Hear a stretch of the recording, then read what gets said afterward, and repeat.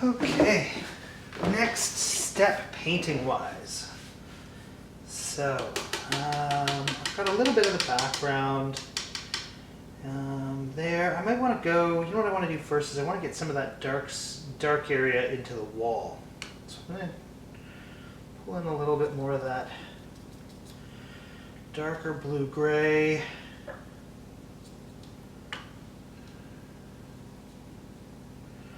It's probably a little bit too dark, so I'm going to water that down. And really it's, I can always go darker, so it's always better to leave things lighter. So you move in some water over here to try and thin it out, but I can always add more. I can't really, I mean you can take away, but it is difficult to take some of it away. It's a little bit more work, so I'm just going to try and not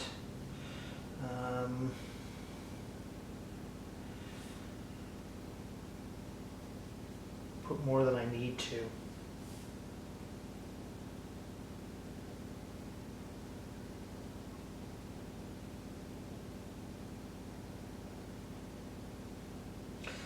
Ooh, perfect opportunity. I just made a bit of a mistake. You might be able to see that I got a bit of water or paint into an area right here where I didn't want it. I also want to blur out this shadow a little bit because it is a bit, it's not a hard edge on that shadow on the wall. So I'm going to just kind of blur it out a bit. I'm going to do that by using just some water and softening the edge.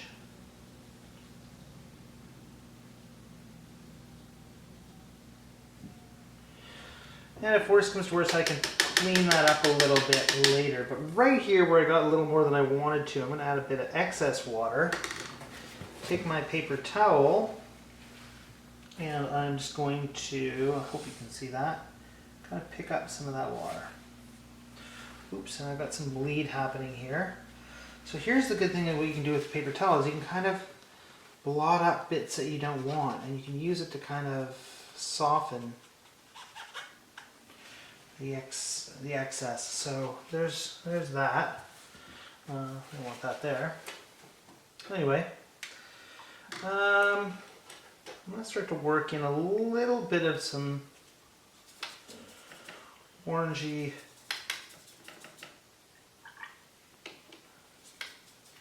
reds, reddy oranges in some areas.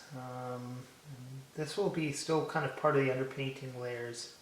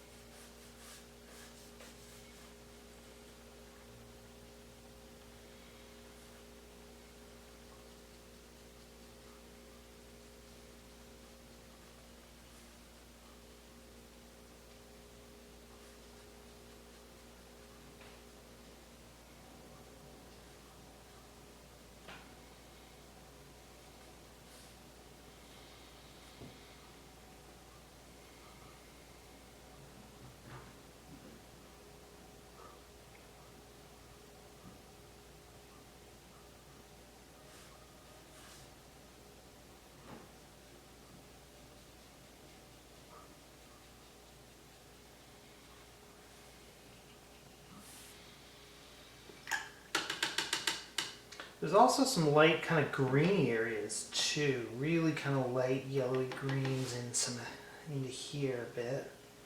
So I want to work in a bit of green there, there's a bit of green in here. It's kind of bleeding on me a bit. So I'm going to pull that out again. Using your paper towel, you can kind of blot it. And that's just because it's a bit too wet still for me to be working with in some areas, so I might have to kind of take my,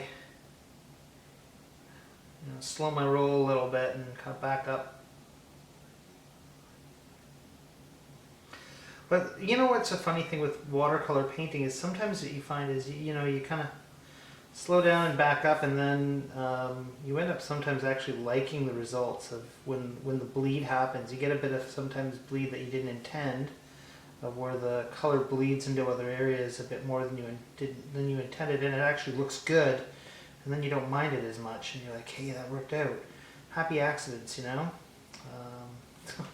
Don't mean to sound like Bob Ross. Anyway, there's the next little step, so I'm going to pause there again and let that dry because it's starting to bleed on me.